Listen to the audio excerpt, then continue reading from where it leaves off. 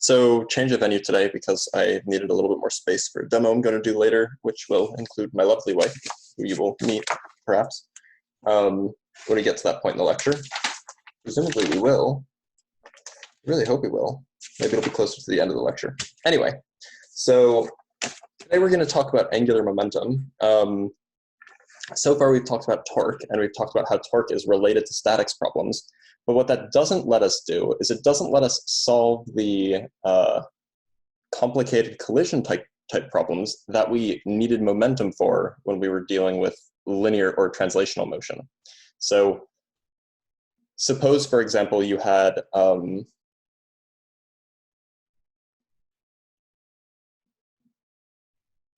two extended objects colliding at a point that is not located at the center of mass of either of them.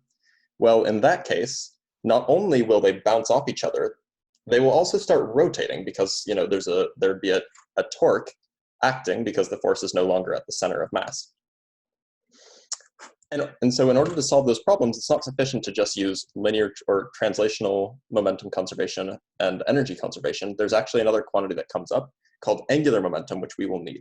So I'm gonna, in the next few lectures, I'm gonna develop this idea of angular momentum.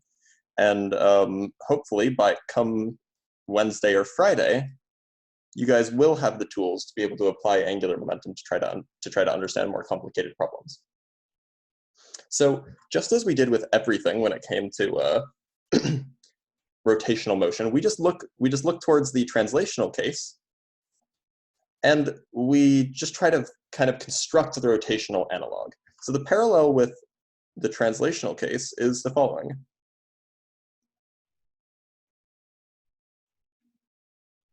So we need a rotational version of momentum. So we had a rotational version of force, we have rotational work, we have rotational kinetic energy, we have rotational mass, we have rotational velocity. We don't yet have that for momentum, so that's what we're going to do. And this thing is called angular momentum, just like how rotational velocity is angular velocity. So we're going to define it using the same techniques that we use to define, for example, torque. We're just going to take the translational motion and we're just going to apply the correspondence that we know. We're just going to swap out mass with moment of inertia and so on. So the way that we define it here is, well, we start with P, which is mv. That's the standard translational definition of momentum. And so what we do is we just define L, this vector L, because translational momentum is a vector, so should angular momentum. So vector L stands for angular momentum, don't ask me why. And we're just going to define it as the same way, just swapping out the appropriate variables. So instead of m, we use I, that is the rotational equivalent of mass, and instead of v, we use omega. And so that's just the definition that we use. And it turns out that all of the things that we did with translational momentum, all of the proofs that we did in order to show that this thing is a useful quantity, all of that business still holds in the rotational case. So I'm not going to go through all of that. But just keep in mind, it is possible, and it is possible to show that this is the standard definition and it works. So what are the units of angular momentum? Well, the units of angular momentum L, and by the way, just like how torque, if you're working in a two-dimensional setup, often you'll just consider positive or negative, meaning rotating clockwise or counterclockwise. We'll do the same thing with angular momentum. And then we'll just drop the vector symbol. So the units of angular momentum are, well, it's kilograms times meters squared per second. Or equivalently, it's joules per second. But again, we never actually use joules per second, or sorry, not joules per second, joule seconds. You'll always just want to refer to it as kilogram meters squared per second, or you could even do, well, yeah, it's tough because joule seconds implies something else because it implies that there's an energy involved when there isn't, but use the appropriate units in the appropriate scenario. I'm not going to say never to use joule seconds, unlike how you should never use joules to describe torque. So just a note here on the units. The units differ by the units between regular momentum and angular momentum differ by a factor of length. Regular momentum has units of kilograms meters per second. This is kilograms meters squared per second. And so this is just like torque, just like force and torque. When I say just like force and torque, what I mean is the units of a force are in newtons, and the units of torque are Newton meters. So they also differ by a factor, by a factor of length. And so that shouldn't be surprising, because anytime you have some sort of angular thing, typically we end up having to multiply by a distance in order to get it into the correct type of units.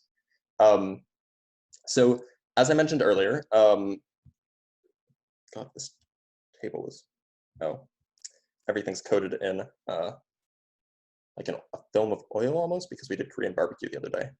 It's hard to get off. Anyway, just like how with translational momentum,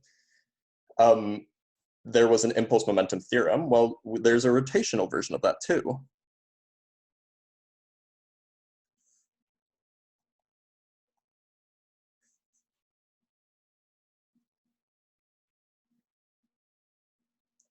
So we'll start with the translational version. This is F dt equals dp. Well, all we do is we just replace the appropriate symbols. Force goes to torque, dt time is just time, and momentum goes to angular momentum. So this is dl.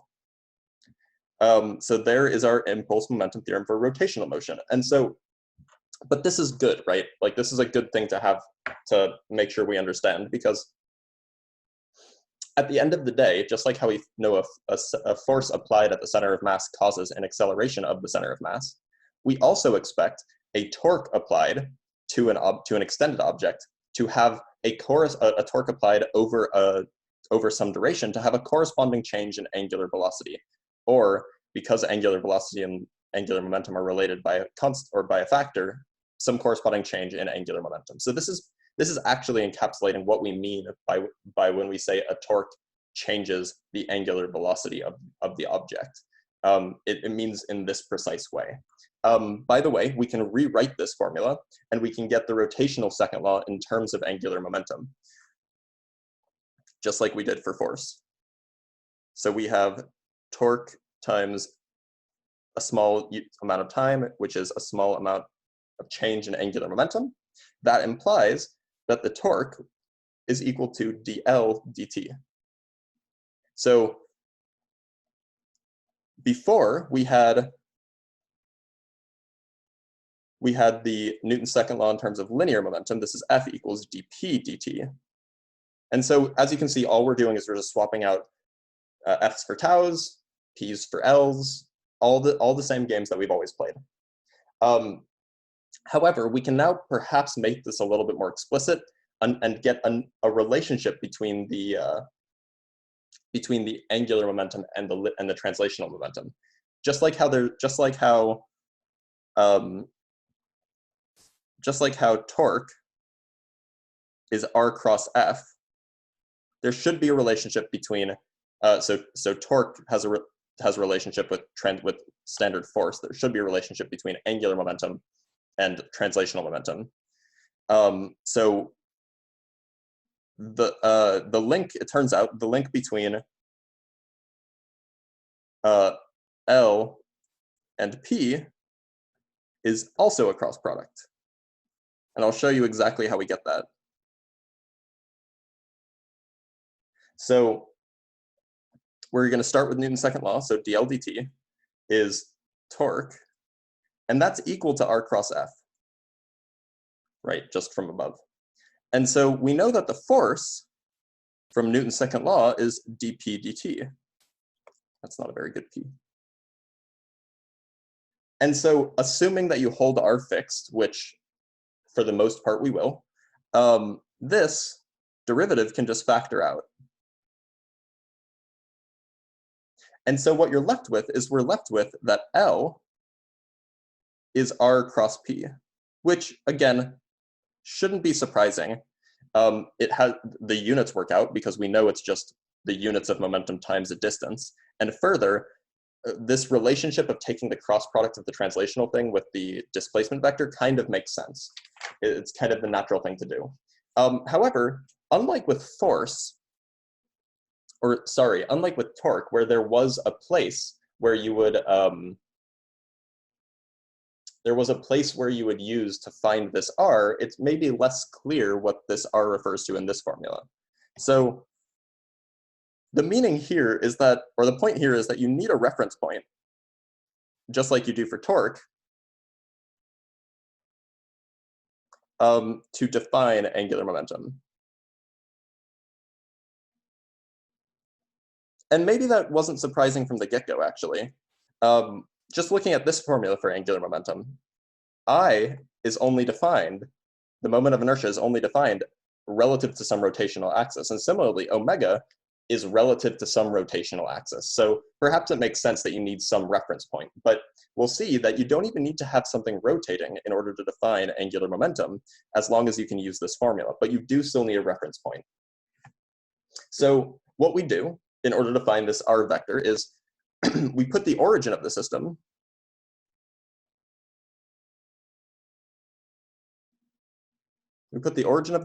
at the reference point that we choose, whatever that reference point might be.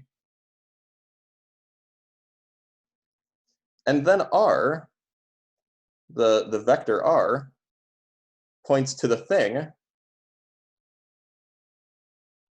with translational momentum. And I'll draw a picture in a minute. So if you're trying to use this formula to find the angular momentum, just taking the cross product of R and P, you need to find the thing with that momentum P, and then you take the cross product with R. And so the example here is, let's say that you have your reference point here, and then let's say you have an object moving with some speed v this way. Then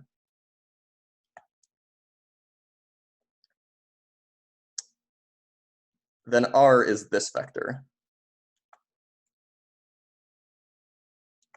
And you'll note that in general, the vector R actually does change. So you might say, well, how are we allowed to do this? Well, it turns out that the cross product of R with P doesn't change as long as there's no external forces. So that I kind of shoved something under the rug there. It technically wasn't allowed, but it is justified. You just have to go a little bit deeper. So this is how you would find R. If you have some block moving along, or maybe moving in a circle, you would take your reference point and draw a vector from that reference point to the object with that momentum. And I just wrote V here instead of P because the two are related by the mass.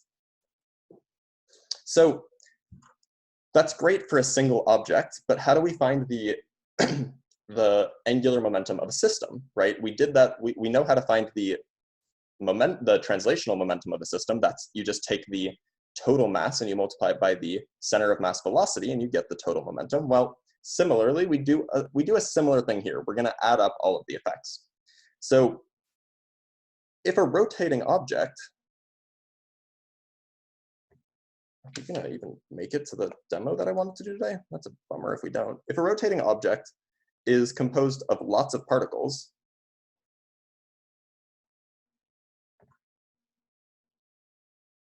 then all you do is you just add up the angular momentum of each particle.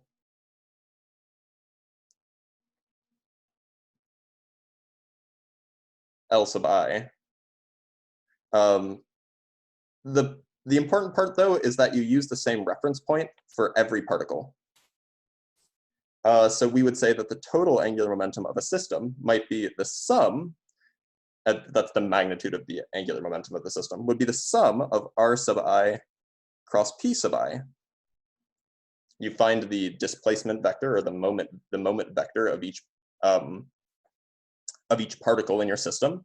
You cross it with the translational momentum of that particle, and then you add up all of those effects. And so we could rewrite this as just using this notation of perpendicular. This is VI perpendicular times RI. Basically, we know that the magnitude of a cross product is just the magnitude of one times the perpendicular component of the other. So that's all I did. I broke up the momentum into the perpendicular component. However, what's useful about writing it this way is that if you have some rotation about a fixed reference point, then the velocity perpendicular to that position vector relates to the axis of, or relates to the angular velocity, right? So imagine that you have an object, or you have an axis, and you have an object that's moving with some, this is our r, and it's moving with some velocity, right? That's not necessarily perpendicular. Well, we could figure out the perpendicular component. And we know that that would imply there's some sort of circular motion there. And so we can relate that perpendicular component to the angular velocity of that object. It turns out that v perp is just r omega, unsurprisingly, where r is the distance from the axis to the object. So what we get is that the angular momentum is the sum of m sub I times, I'm just taking this formula and substituting in v perp, ri omega times ri. But that's just the sum of m sub I r sub I squared times omega, because assume for a rigid body, the omega of each particle is the same for an extended rigid body, because they all rotate at the same speed. And so, but this is the formula for the moment of inertia of that body. So this is just I omega. And aha, we are back at this formula here. So what we did is, by describing the moment of inertia, the angular momentum of a single particle, and then finding the sum angular momentum of a whole bunch of different particles, we got back to this conclusion for our formula. So that's a good result. It checks out. Our understanding is correct. So if you were given the translational momentum of an object, you can compute the angular momentum of that object this way. But in general, if you're given some extended body, you might want to use this method for computing angular momentum, because it's easier than adding up all of the angular momenta of each individual part. So there is another way to compute angular momentum, much the same way that there were multiple ways to compute torque. We can also use this moment arm trick. Is the reference point the same as pivot? No, so not necessarily. The reference point is just it's just a choice of reference, right? Just like how, well, okay, I suppose that, so yes, they're the same, but not in the sense that the object actually has to be rotating about that point, right? You can choose a pivot point about which an object is not rotating, and that's equally valid. So we can also use the moment arm trick to compute L. So the angular momentum of a point mass that's just moving and not rotating, it's just mvr perpendicular, where r perpendicular has the same meaning as this moment arm business that we talked about before. So imagine that you have a pivot point here. I'm going to use that language because it seems useful. And you have an object, maybe a point mass, just zooming along perpendicularly with some velocity v. Well, maybe you might say, what does angular momentum even mean in this case? But it is still a sensible thing to calculate.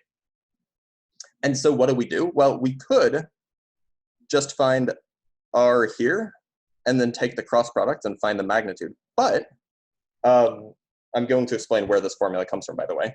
But alternatively, we can just find r perpendicular by extending the velocity vector and then finding the distance between the pivot point and the extended velocity vector. This distance here is r perpendicular.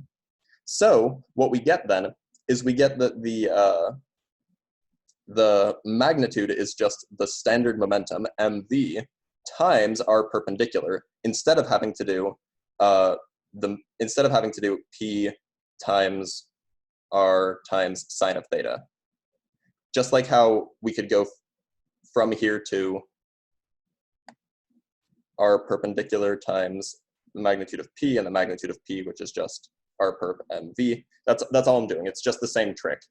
So whenever you have these cross products in a formula, like here we have r cross p, with torque we had r cross f, you can always just extend one of the vectors and find the or rather extend the vector away from your, like the velocity vector in this case, the force vector in the other case, and then find the perpendicular distance and just multiply across instead of having to worry about an angle. It's just a geometric trick. You don't have to do it, but it is something to think about. However, the important point here of this example is that if a moving object is, say, an extended object, or maybe it's just a point mass, but it isn't rotating, then the object still has angular momentum, right? Even though this object isn't rotating, right, it's just traveling along in a straight line, it still makes sense to talk about its angular momentum. It's just its momentum times the perpendicular distance. In other words, find the distance that the object was closest to the pivot point, and then multiply that distance by its momentum. That gives you its angular momentum. And indeed, if a moving object like this point mass is an extended object, not just a regular point mass, but it isn't rotating, like it's not, like maybe you have some blob and it's just moving but not rotating, then you can treat it as if it were a point mass located at the center of mass, so the center of mass object, for the purposes of computing L, right? Because the moment of the angular momentum gets contributions from both the rotation of the object about its center of mass and the rotation of the object about the reference point. But if the object isn't rotating about its own center of mass, then it's just the contribution from the reference point, in which case you just treat it like we did up here. Basically, there's two contributions to this, and one of them is 0, so you can ignore it and imagine that it was just a point mass at its center of mass. Right, so that's the definition of angular momentum. That's great, a whole bunch of ways to calculate. I know I went through it fast, but we do have a bit to do. However, what we haven't done yet, so angular momentum isn't something that's inherent to the system, it just depends on the reference point. Yes, Christine, that's a good point to make. And a system might have a whole bunch of different angular momenta. However, imagine, or think for a moment that the translational momentum also isn't inherent to the system, because the system could be moving relative to something. For example, if I throw a baseball from my reference point, from the reference point of me, that baseball has some momentum. But from the reference point of somebody on a train, it will have a different amount of momentum. This goes back to the whole business of Galilean transformations and reference frames. So neither momentum nor angular momentum are intrinsic to the system because they depend on the reference frame. The translational momentum just depends on the relative speeds of your reference frames, but angular momentum also depends on the relative positions of your reference frames. So yes, you're right, it isn't intrinsic, but neither is normal momentum. You just have to pick a reference frame and work with that.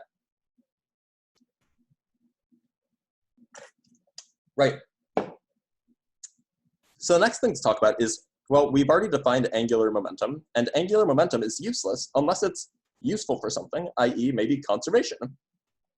So just as we defined translational momentum for the purposes of momentum conservation, we have angular momentum conservation.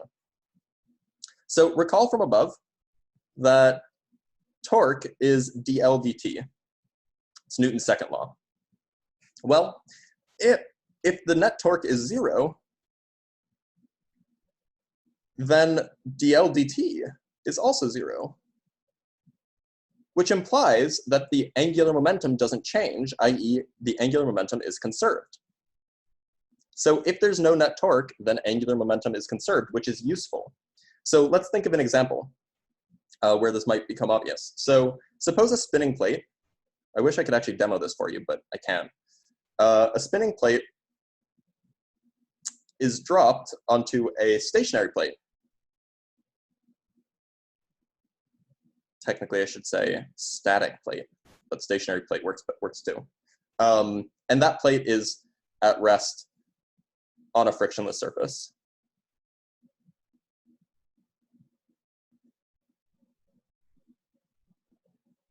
So the question might be, what happens once they make contact? Assume that there's friction between the two. Well, the picture here is we have some plate that's spinning around in a circle, right? And we drop it onto a stationary plate, which is not spinning in a circle, but it could start spinning. This has angular velocity 0. Well, what will happen is that the spinning plate,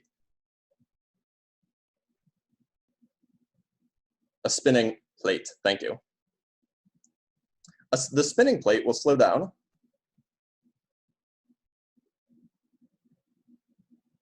and the stationary plate will speed up.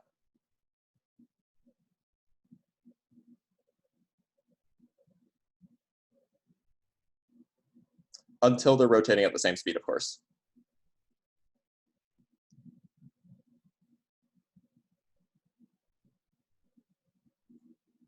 Same angular velocity. The idea here is just think of that example that I used way back when I was talking about one book sliding on top of another book. The first book would experience friction, slowing it down, but that friction speeds up the other book until they're at rest relative to each other and they're both moving with some velocity. This is the same example, just rotational equivalent. You have the plate on top is spinning. Yeah, we have the plate on top spins, and it, because there's friction, because the two plates are rubbing against each other, the plate on top is going to slow down, but the plate on bottom will speed up. So it will speed up. So it's able to move because the top plate is applying frictional torques to the bottom plate to start it rotating. Importantly, the surface that it's on is frictionless, but the contact between the two plates is not frictionless. Otherwise, nothing would happen. So the idea here is as long as there are no external torques in the system, the angular momentum would be conserved. And we could actually go and we could compute the angular momentum of the top plate. The angular momentum of the bottom plate is 0. And we'd be able to find the angular velocity of the two plates combined after they come to the same speed by using angular momentum conservation.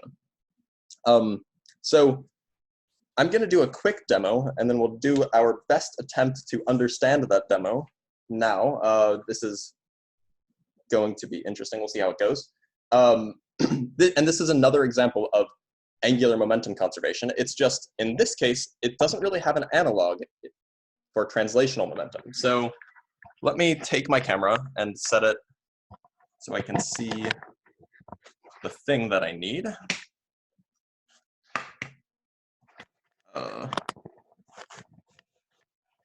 Thought I had this set up earlier so that it wouldn't go down a little bit. Let me get this out of the way, this basket. And let me also, you guys should be able to see my screen or my camera, right? So let me stop this share really quick. This is my house. So what I have here are two 5-pound like barbell weights, using 5 pounds because it's going to be a lot easier. Let me make sure I'm in frame. Yeah, okay, so what's about to happen is I'm going to have my lovely assistant wife, I don't think she's on frame, but you'll see her in a second. I'm going to sit in this chair. It's just a standard spinny chair. It doesn't have, there's no tricks, there's no motors or anything. And basically, we're just going to get me spinning, and I'm going to do something that changes the moment of inertia of my body. And you'll see that that my angular moment or my angular velocity will change accordingly. So let's just do the demo, and then I'll talk about it. So I'm going to hold these out as far away from the central axis as I can. She's going to spin me as fast as she can. Oh God, there's a cat in the way.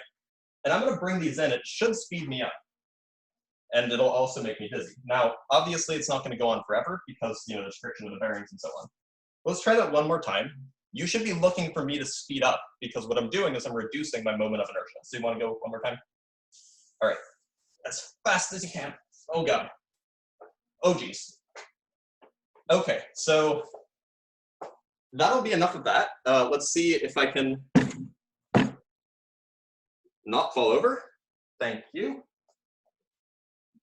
Hold on. And I'm okay. I'm okay, I think.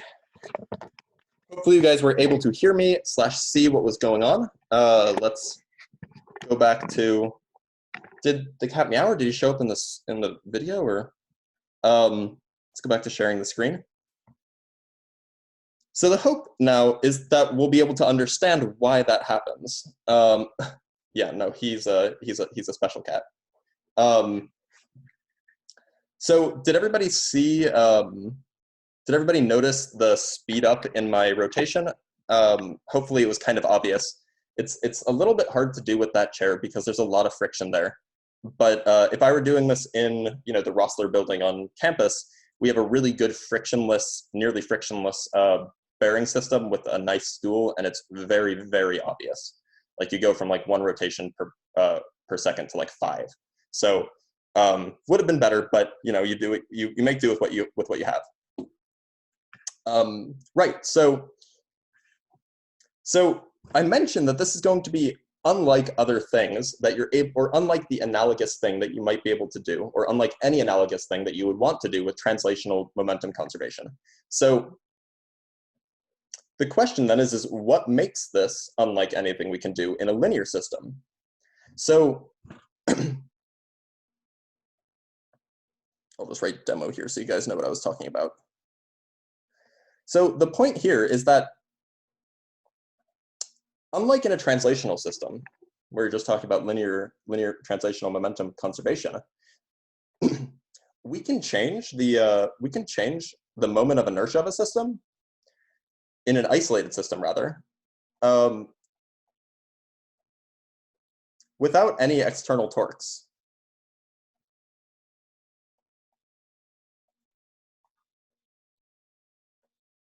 So in a translational, so if you wanted to do the same type of trick in a translational or a linear system, you would have to somehow change the mass of the system without any external forces. But that's not an easy thing to do. As you can see, like the mass of an object just doesn't just change willy-nilly, but the moment of inertia can change. And the reason it can change is that we can move objects, or we can move mass around. We can move mass around without external torques. And hopefully you guys believe me, there were no external torques in that setup after the initial spin. And the point was after I got spun up, then I could change my speed willy-nilly. I mean, in truth, there was an external torque, there was friction, but neglecting that, it was pretty close. By the way, spinning, it's a good way to make yourself dizzy. So, don't try this at home or something. I had a controlled setup with a cat nearby. Can you imagine what would have happened if he had jumped on me while I was spinning? That would not have gone well. Doesn't you're spinning, getting spun? Oh, I'm sure it's fine. So how can we, I suppose if a cat jumped in my lap while I was spinning, it would slow me down. That's true. That's a good point, because my mass would increase, and so would my angular, or my moment of inertia. An extended force diagram, where would you draw the force of friction? So you'd have to draw it in a certain configuration, and I can show you that later, maybe after lecture, but I do want to get through a little bit more.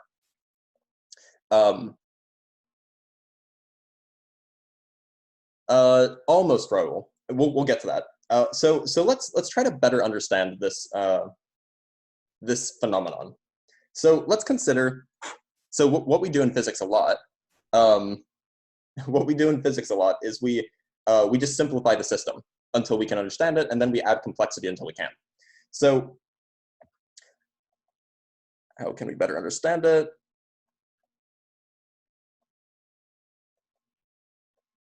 So we're going to consider a system rotating about a fixed point, just like I was.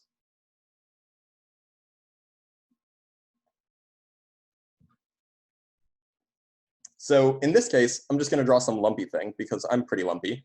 I mean, I'm not lumpy in that sense, but I have arms and legs and stuff. Nope, terrible, not what I wanted. Nope, that's too circular. There we go. And let's just put its fixed point here. It's rotating about that point. So in this case, every particle, every part of the object in the body is following a circular path. Although you're not supposed to be up here. Hopefully that's relatively straightforward as to why. Just think of like this part, it's going to rotate around that in a circle, right? So what that means is that every particle experiences linear acceleration. I say linear, or let's say translational acceleration, not linear, because it's not in a straight line.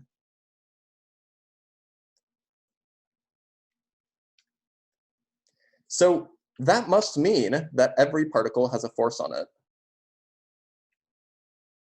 right? Because if the force on a particle is, if the acceleration of the particle is not zero, then the force has to be non-zero.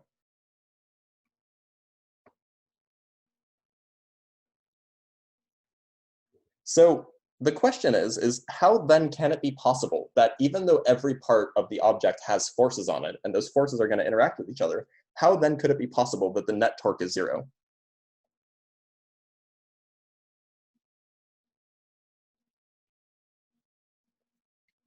This is for an object rotating about a fixed point. Well, so let's recall that for circular motion, the acceleration vector points towards the axis of rotation.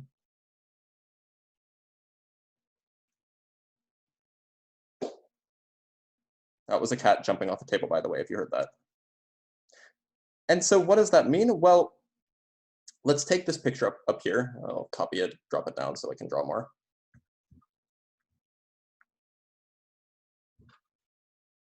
I don't need the word oint. Thank you very much. Well, if we take this particle, at that point in its trajectory, it will have an acceleration vector that's that direction, right? It points towards the center of the rotation. And so that means that the force has to point in the same direction. So, but let's take a look at the displacement vector from the axis of rotation to the point with some velocity, or where that force is applied. This would be that moment vector. It's hard to see. I'm trying to draw them on top of each other because they're parallel. The point is the vector from the axis of rotation to the location of the object points in the opposite direction, but i.e. the anti-parallel direction, to the force vector. Written symbolically, this is true. F is parallel to R. And what does that mean? Well, the torque, which is just R cross F, that has to be zero because the cross product of two parallel vectors is always zero. So even though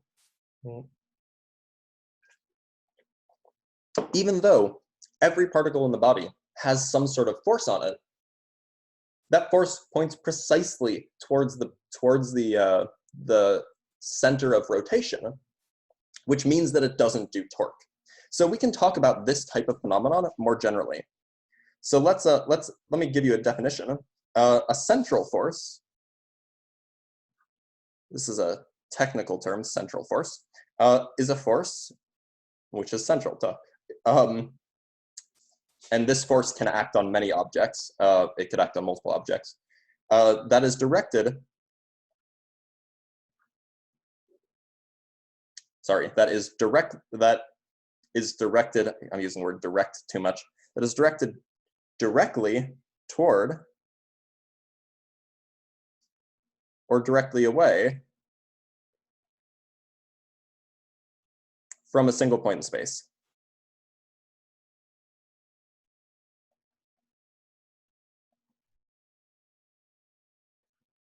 So there are some examples of this that we'll see, where in fact gravitation is a central force. Perhaps you might understand why that is, but we're going to cover gravity in a bit, either later this week or at the beginning of next week. But what we find from this definition, I'll put a box around, make it easier for you guys, is that in general, central forces do not exert torques. They do not exert torques relative to the central point.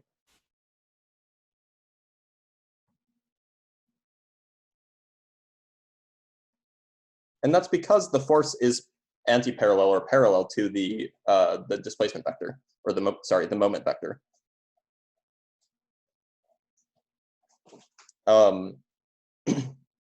which implies that angular momentum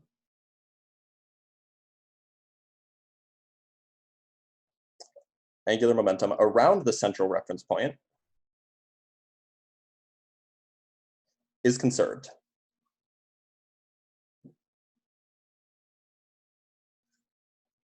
And it's conserved for central forces anyway.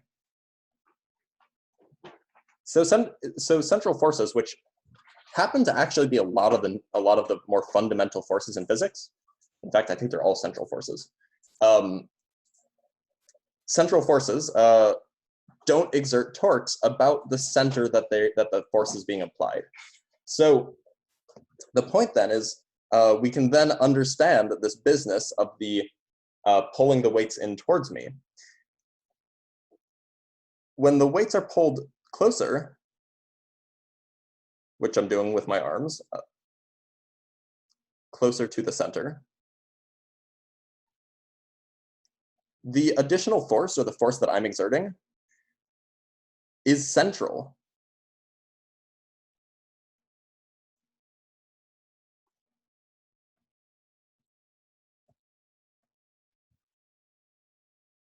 And the reason it's central is because I am pulling it, the direction in which I am applying the force is towards me, towards the center of rotation. So it is a central force. So I applied no torque by doing that action. So this leaves the angular momentum unchanged.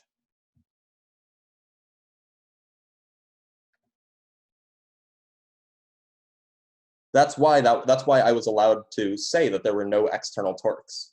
And furthermore, there weren't any internal torques that were exchanging angular momentum between two things. Everything always had the same angular momentum, the entire system rather.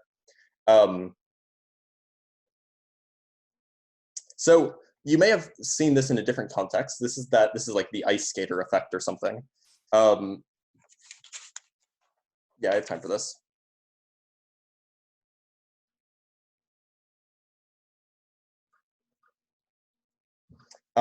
Where, and again, I'm going to vastly oversimplify this scenario.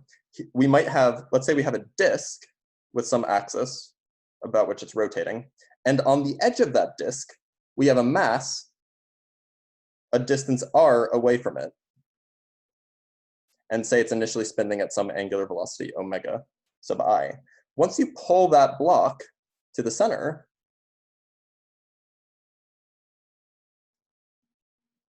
then you have the same disk, but now you have more mass at the center. And it's rotating now at some final speed. And so what we can do is we can actually use angular momentum conservation to solve for that final speed. So the initial angular momentum, Li, and again, I'm going to drop the vector notation because the angular momentum is clearly, in this picture, it's up, because using the right-hand rule, curl your hand in the direction of the rotation, you get the direction, your thumb points in the direction of the angular momentum. The angular momentum, or at least the magnitude of it, is the initial moment of inertia times the initial angular velocity. And that's just the moment of inertia of maybe the ice skater, or in this case, the disk, plus mr squared times omega sub I. So this is the moment of inertia of the point about our axis of rotation, of our point mass. This is the moment of inertia of just like the object itself. And remember, moment of inertia is additive, so we just add them both up. However, in this case, the final angular momentum, it's IF times omega F, and the moment of inertia contribution of the central mass is just 0. It doesn't contribute at all because it's distance 0 from the axis of rotation. So this is just I times omega F. And if we agree that there is no external torques, then that means that angular momentum is conserved, i.e., Li is equal to Lf. And so what we get is that we get the following equation. I omega I plus mr squared omega I is equal to I times omega F. And then we can just solve for omega F. just doing algebra. It's 1 plus mr squared over I times omega I. And that is the final angular velocity of the spinning ice skater, or the spinning physics grad student on a office chair. So let's take a look at what this depends on. Well, it certainly depends on the initial angular velocity. So if I was spinning twice as fast initially, I'd be spinning twice as fast at the end too. That is a 1 plus, yeah. However, if we want to make the moment of inertia, if we want to make the final angular velocity large, well, we can't affect the 1. Sorry, if we want to make the change in the moment in the angular velocity large, like the ratio of final to initial large, we have to just change this number. So either you reduce the moment of inertia of the object that's doing the spinning, in that case, me in the chair. Can't really change that unless I lose or gain a bunch of weight. Or you increase either the mass of the object or the distance that that object is from the axis of rotation. So what I did is I used as much mass as I could reasonably hold out at arm's length for an extended period of time. And I held them out as far as I could because I wanted to make this term as large as possible to make the effect as dramatic as I could. So the larger that number gets, the larger the increase in speed I get when I pull it in. And so that's what I did. Now, that's great. It tells us how the moment of inertia, tells us how the, angular velocity changed. But something still seems off because I'm changing the velocity of something pretty significantly without any external anything. So how does that affect the kinetic energy of the system? Well, we'll just finish with this. The initial kinetic energy, we're just going to talk about rotational kinetic energy because I wasn't really moving. It's, 1/2 times the moment of inertia, which is 1I plus mr squared, times omega I squared. The final kinetic energy is 1/2 times I, which is because the moment of inertia in the final case is just I, times this stuff squared, 1 plus mr squared over I, quantity squared, omega I squared. And so what we find is that the change in kinetic energy is 1/2 times mr squared times 1 plus mr squared I times I omega squared.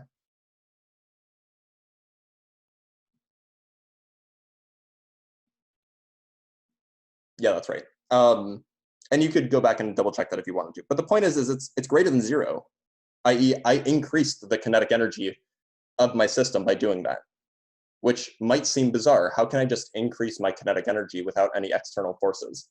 And so you might ask, where does that extra energy come from? By energy conservation, you might suggest that I shouldn't have gotten any extra energy. And indeed, energy doesn't come for free ever. So where did it come from? You're precisely right, Cody. It does come from the central force that I'm applying. In particular, it certainly doesn't come from from rotational work. Remember, work is the thing that contributes to changes in kinetic energy, and rotational work requires a torque. So it's certainly not that. That's because torque, or the net, let me write external, the external torque is 0. And so indeed, it does actually come from a source of linear work or translational work, which is a result of the central force. And I will finish with this. So the linear work, the only thing that happens is that I have the mass, and I applied, if this is like me, and I applied a pulling force on it towards the center. If F pull is greater than m times a centripetal in magnitude, well, actually just as vectors, that's fine. That means that the mass will decrease its radius. or will move inwards. And the reason for that, that's an E. The reason for that is that if the pulling force was just m times a centripetal, then that would be precisely enough force to make it go in a circle, to have its velocity vector change so it goes in a circle. The moment the pulling force is larger, then it starts spiraling inwards because the pulling force makes its radius smaller and smaller. And I just have one more thing to say. So the point here is that the work done is an integral. It's just a translational integral. It goes from from position R to position 0 of f pull dot dr being the vector, the